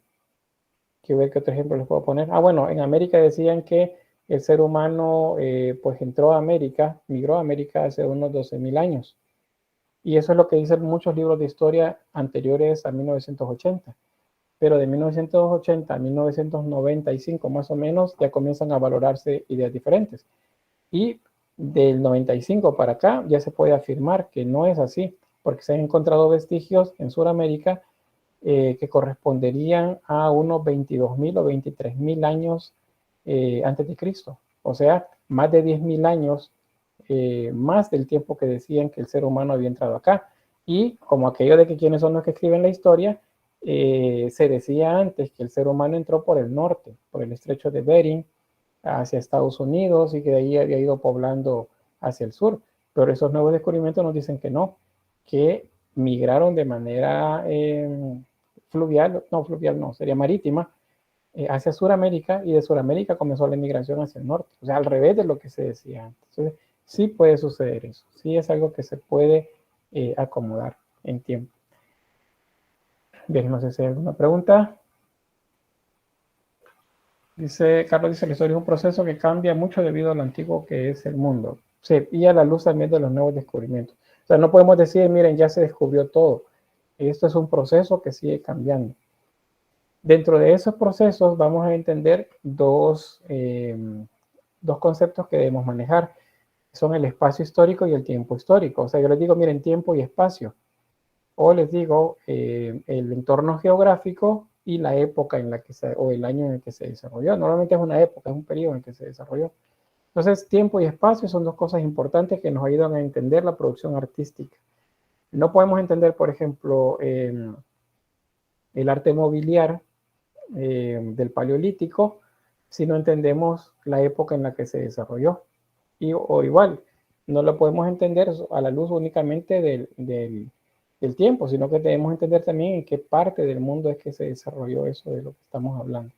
Entonces, por eso es que el espacio histórico, por ejemplo, nos va a aportar datos acerca de cómo se desarrolló una sociedad a partir del lugar, de la zona en la que se inició y luego hacia dónde migró, por ejemplo. El espacio histórico nos dice acerca de las características del terreno en la época de esa cultura, si era fértil o si era infértil, si era un relieve llano o si era una zona montañosa. También qué tipo de actividad tenían y el grado de desarrollo de las comunidades vecinas. Eso también nos lleva a pensar en las guerras que pudieron existir en su momento por el control de territorios en los que había agua, por ejemplo. Y eso dice qué tan cerca o qué tan lejos estaba de la costa o de fuentes de agua. Las primeras grandes civilizaciones que se desarrollan en la edad de los metales se denominan fluviales porque su desarrollo es cercano a los grandes ríos. Ahí es donde había. ¿Y por qué? Porque resulta que los ríos se crecían, es decir, inundaban el terreno alrededor del cauce y luego se volvía a ser pequeño. La inundación se detenía y otra vez volvía a su cauce normal. Entonces, todo el espacio que se inundó antes, que pasó, por decirles algo, un mes inundado, ahora resulta que tiene una coloración diferente y las plantas están creciendo ahí. Entonces, ¿qué sucede? La crecida del río aportó nutrientes a la ribera del río. Entonces, ahí es donde se comienza a cultivar. Y si se cultiva lo suficiente, se puede guardar. Eso que se guarda se llama excedente. El excedente de la producción es lo que permite que las civilizaciones se estabilicen y comiencen a crecer.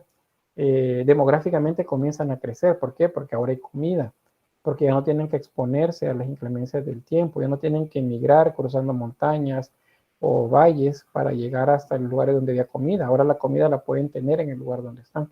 Entonces, por eso es bien importante saber el entorno geográfico, o sea, el espacio. ¿Qué más?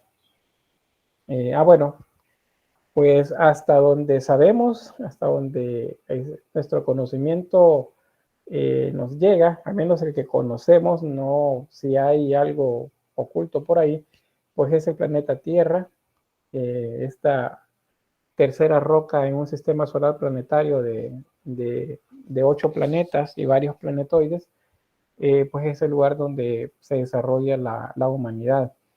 Quizás hemos alcanzado únicamente de manera más, un poco más, digamos que es el impacto de la humanidad, la Luna y Marte, un tanto más recientemente, bueno, Venus también, Mercurio, a los que se ha logrado llegar. Hay sondas espaciales que sí, hay algunas que ya pasaron del borde del sistema solar, ya están fuera, la sonda Voyager, por ejemplo, las Pioneer, esas ya salieron del sistema solar, pero el desarrollo propio de la cultura, pues está dentro de nuestro territorio. Aquí no hay tales que, como dice Giorgio, el de History Channel, pues que los extraterrestres, ¿verdad? Por acá o por allá, pues no, partimos pues de nuestra tierra y pues qué es lo que se desarrolla según las características que observamos. Por ejemplo, América no la vamos a tomar en cuenta, ni tampoco el continente antártico, ni el ártico, porque pues no hay nada que ver en la historia 1 sobre ello. Pero sí Europa, sí la zona norte del continente africano, sí el Medio Oriente, y sí la zona del Oriente Lejano, que sería India, por ejemplo, y China. Acá. La parte de África también, algunas culturas que se desarrollan acá de menor manera que el resto de las demás. Pero si vemos, por ejemplo, lo que les mencionaba acerca del entorno geográfico, pues, ¿por qué se desarrollan en esta región que es desértica las primeras grandes culturas y no en esta donde hay menos desierto, hay más recursos bosque, por ejemplo? Porque resulta que los ríos importantes, como el río Nilo, acá en África, el río Tigris y Éufrates, acá en Medio Oriente, en la región de Mesopotamia, el Ganges acá, y el otro, bueno, me escapa el nombre del río acá en China, me escapa el nombre ahorita, pero el río también importante para el desarrollo de las primeras culturas chinas, pues de eso depende, qué es lo que vi acá. Y me dice, mire, pero ¿por qué se desarrolla Egipto en la zona del desierto y no en la zona del río Nilo donde hay más vegetación? Porque resulta que en el desierto no llueve mucho, pero sí llueve bastante en la zona ecuatorial, que es donde está la región de bosque. Los ríos pequeños son tributarios del río Nilo. Y entonces al río Nilo terminan muchos ríos más pequeños y luego el Nilo arrastra todos los nutrientes, digamos la tierra, la hojarasca, y todo se va descomponiendo en ese largo camino que debe de recorrer y resulta que cuando llega a la zona del delta del Nilo, en la salida hacia el mar Mediterráneo, pues lleva muchos nutrientes. Y entonces en esa zona, aunque no llueve, el río se desborda, inunda las tierras de los lados, de las rivieras. De repente comienza a retroceder el agua y eso sucede porque en la región ecuatorial es la época de poca lluvia. Y entonces ya no hay tanta agua en el cauce del río, entonces el río otra vez se hace angosto, pero dejó muchos nutrientes en los bordes y ahí es donde se cultiva. Entonces de esa forma es que se desarrollan las culturas iniciales. Entonces ven cómo el entorno geográfico determina que una cultura se desarrolla en un lugar o no. El tiempo histórico, que ya para ir finalizando, al menos la jornada de hoy, pues esto se refiere a en qué momento suceden los eventos. Es una magnitud física y con ella se mide la duración o separación de los acontecimientos. Iniciamos a las 2 de la tarde, son casi las 4 de la tarde y hay una distancia que hemos recorrido en tiempo. Esa distancia han sido 2 horas. Entonces, el tiempo se puede medir. Es una magnitud que se puede medir. Ya luego si nos metemos a cuestiones físicas y ya terminamos hablando de Einstein, de otros físicos, pues el tiempo es también algo mucho más importante, que puede también influir pues, en cómo se entiende el universo como tal. Pero a nosotros no nos interesa llegar tanto hasta allá, sino que nos debe permitir ordenar los sucesos de manera que podamos tener secuencias, que podamos establecer un pasado, un futuro y un presente. Eso nos lleva pues a entender mucho de lo que sucede. El desarrollo geológico de la Tierra sucede a través de una distancia en tiempo. También el desarrollo biológico de los seres tiene que ver con la evolución, la adaptación al medio y la selección natural, como lo mencionaba Darwin en su momento, pues eso también se mide a través del tiempo. Nosotros no podemos ver, por ejemplo, qué tanto estamos cambiando nosotros o qué tanto estamos evolucionando, pero estamos evolucionando y les diré que la exposición a la tecnología nos está haciendo adaptarnos mucho más fácil. Les pongo mi caso. Yo la primera vez que trabajé en computadora y que tenía un mouse y tecleaba texto ¿cómo se llama? En una computadora, pues tenía alrededor de 21 años o 22 años más o menos. Pues resulta que mis chiquitines de 4 años ya tenían un mouse en las manos y estaban trabajando. Entonces, eso de alguna manera afecta. Ahora, en entorno educativo, ¿verdad? Si ustedes ven que a sus sobrinos, a sus hermanitos, a sus hijos, si los tienen, les dan un celular y tienen 1 año, pues ahí sí estamos en problema porque les están impidiendo que se desarrollen motrizmente. Les están deteniendo. Pero me refiero a la computadora y a un uso educativo, es algo que se hace cada vez más joven. ¿Y qué es lo que va a suceder también con los teléfonos? Ustedes ahora quieren mandar un mensaje y pues simplemente comienzan a teclear en el teléfono y los dedos se mueven bastante hábilmente. Eso no se podía hacer hace varios años. Y es seguro que eso dentro de 100 años nos va a permitir tener una habilidad más. Dentro de 1000 años esa habilidad se habrá convertido a lo mejor en una mutación.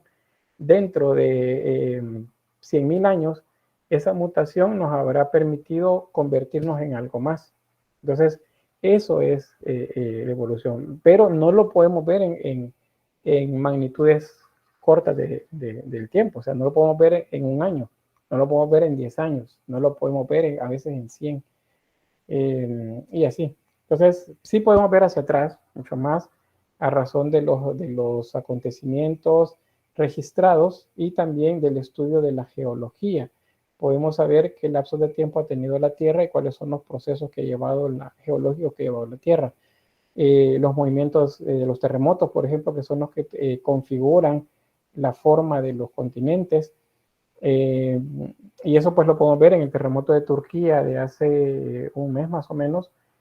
¿Qué sucedió? Hay una imagen para mí muy impactante, lo he visto en video, pero también en fotografía, no sé si ustedes ya lo vieron.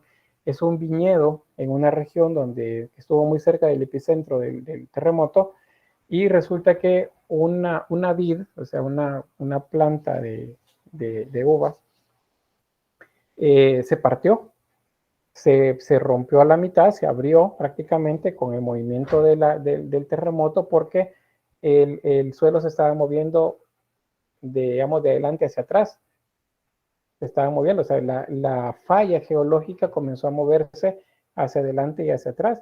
Y luego resulta que el mismo árbol, esta vid, quedó partido en dos, y hay una distancia de más de 5 metros entre la mitad del árbol y la otra mitad, y el suelo ya quedó así. O sea, el suelo se movió como 5 metros de este lugar donde estaba la mitad del árbol. Entonces, eso lo hemos visto con el terremoto, pero un terremoto bastante grande. También la elevación de los terrenos, lo podemos ver en un corto tiempo, pero no lo podemos ver. O sea, no podemos ver si ahí va a haber una montaña, si luego va a haber un río, qué es lo que va a haber ahí. Eso va a suceder a lo largo de muchos años. Sí lo podemos ver hacia atrás, y eso es el estudio de las eras geológicas, por ejemplo. Ese es trabajo de la geología, pues el decirnos eso. También luego lo de las, ¿cómo se llama esto? Lo de el hielo y deshielo del norte, las edades de hielo, por ejemplo. Eso también lo podemos ver a través de los vestigios. Sobre la noción del tiempo, pasado, presente, futuro, o ayer, hoy y mañana, y eso nos lleva a establecer una cronología. Cuando hablamos de tiempo cronológico nos referimos a un orden, a un ordenamiento de las cosas. Y ojo acá que les estoy hablando del mundo occidental, o sea, Europa, parte de África y América. Para nosotros el tiempo funciona de esa forma. Para otros países del Medio Oriente o del Oriente Lejano, el tiempo funciona de manera distinta, no es igual a la nuestra. Pero para nosotros aplica esto que les he colocado en la parte inferior. Tenemos una edad antigua, antes de eso la prehistoria, luego tenemos una edad media, luego tenemos una edad moderna, y tenemos por último una edad contemporánea. Se supone que estamos acá en el borde de la edad contemporánea. Hay quienes afirman que pues ya estamos en el posmodernismo. Ese es el nombre de la siguiente edad, la edad posmoderna. Pero otros afirman que no, que todavía estamos más bien viviendo una edad contemporánea tardía, o sea, una última etapa, pero que no hemos cambiado todavía. No se logran establecer tampoco eventos de magnitudes importantes que nos permita decir que ha habido lo que le llaman un evento de bisagra, o sea, algo que nos cambie la dirección hacia la cual se mueve la humanidad. Hay quienes dicen que sí. Para uno fueron el ataque a las Torres Gemelas en el 2001, porque cambió la geopolítica, la manera de cómo se relacionan las naciones, y otros dicen que no, que ese evento fue en 2008, una recesión económica. Luego otros dicen no, es el año 2014, la cuarta revolución industrial, es cuando ya hablamos de transmisión de datos a través de la nube. Pero otros dicen no, no fue eso, es la pandemia de COVID-19 en el 2020. Entonces no hay todavía certeza. ¿Cuándo va a haber certeza?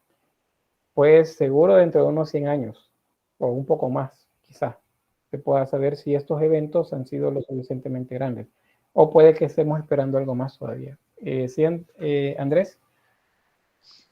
Podríamos considerar como un evento, bueno, o sea, no estoy hablando que sucedería, pero que sucederá, pero digamos en este caso, el caso de Elon Musk, que tiene pensado hacer teléfonos que puedan ser controlados mediante microchips mentales, y también lo de esto, de la Star X y la Luna, serían esos catalogados como eventos históricos que puedan marcar o cambiar el curso de nuestra historia.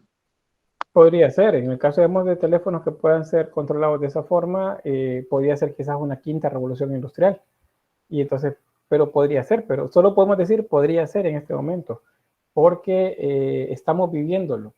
Para que esto se pueda analizar desde diferentes puntos de vista a nivel histórico, debe pasar más tiempo todavía.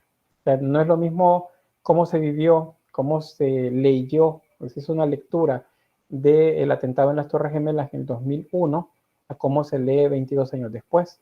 Se ve diferente, se ve muy, muy diferente.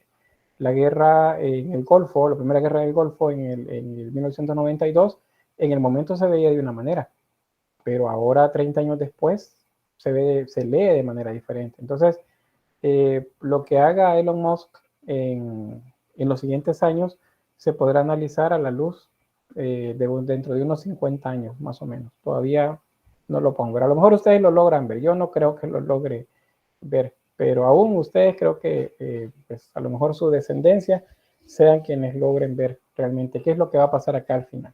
De momento nos conformamos con saber que podemos dividir el tiempo histórico en esto. Les voy a mostrar acá. Con esto cierro. Me van a disculpar ahí si me tomo unos 5 minutitos más, pero quiero dejar esto cerrado. El conteo del tiempo en el mundo occidental. Para nosotros hay un punto de referencia. Ese punto nos marca un antes y un después. ¿Cuál es?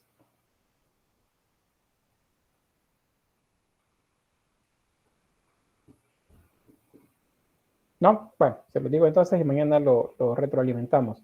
Ese punto de referencia que tenemos es el nacimiento de Cristo. Escrito así entre comillas por una razón, y es que en historia no lo podemos comprobar. Eso no es comprobable históricamente. No hay manera, no hay con qué contrastar la información. Solamente el texto bíblico descrito en los evangelios canónicos, que son 4, descrito de manera diferente. O sea, uno dice que nació en una cueva, otro dicen que nació en un pesebre. Es decir, hay contradicción ahí. Entonces, y no hay otra fuente para poder contrastarlo. Entonces, no podemos hacerlo. Como verdad de fe, a nivel religioso sí, se acepta y eso sí sucedió. Pero en historia no. Sin embargo, en el mundo occidental, que vamos a esto, que tiene que ver con Roma, tiene que ver con Grecia, bueno, con Grecia, con Roma, con el paleocristianismo, con el cristianismo universal romano, el cristianismo católico, cuando se pasa de un tipo de calendario romano a un calendario juliano, y luego del calendario juliano al calendario, se me acaba de escapar el nombre, el calendario, déjenme ver aquí, gregoriano, perdón, se me ha escapado, el calendario gregoriano. Entonces acá se estableció en ese momento que hubo un comienzo, un antes y un después de ese evento, un antes de Cristo, un después de Cristo. Es común que utilicemos antes de nuestra era y después de nuestra era. Es correcto también utilizarlo si ustedes no quieren ocupar el antes de Cristo y después de Cristo. Pero ¿a cuál era nos estamos refiriendo? A la era cristiana. O sea, siempre tiene que ver con el cristianismo. Entonces, el mundo occidental se desarrolla alrededor de la idea del cristianismo. Eso es una verdad también que hay que aceptar. Entonces, tenemos el antes de Cristo, después de Cristo, y eso nos ubica entonces en un conteo de tiempo antes de Cristo que vamos decreciendo en la medida que nos acercamos al punto de referencia. O sea, Egipto aparece allá por el año 4500, por ejemplo, antes de Cristo, y termina alrededor del año 50 antes de Cristo.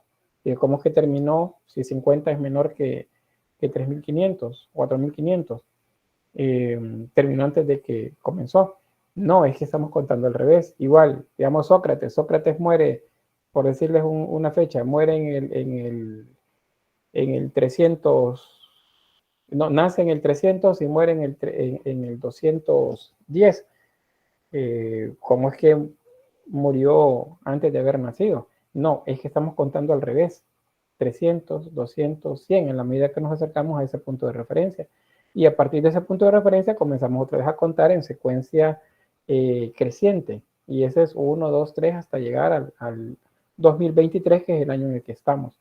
Ahora aquí, ese año, ese inicio, no es el año cero. El año cero no existe. No lo tomó en cuenta quien hizo estos astrónomos que hicieron el trabajo para el Papa Gregorio. no hicieron el año 0, sino que colocaron el año 1. Entonces el conteo es en el año 1 en adelante. Yo sé que van a encontrar en libros que dice el nacimiento de Cristo, dicen año 0, pero eso es un error. No existe el año 0. Y luego, pues, mañana vamos a ver una retroalimentación, también una fecha probable sobre esto que les muestro por acá. Bueno, los calendarios, el gregoriano, que es el nuestro, estamos en el año 2023. El chino es el año 4721. El hebreo es el 5783. El musulmán es el año 1443 y el indio es el 1944. Entonces, hasta ahí. Voy a quedarme hasta acá, cierro la grabación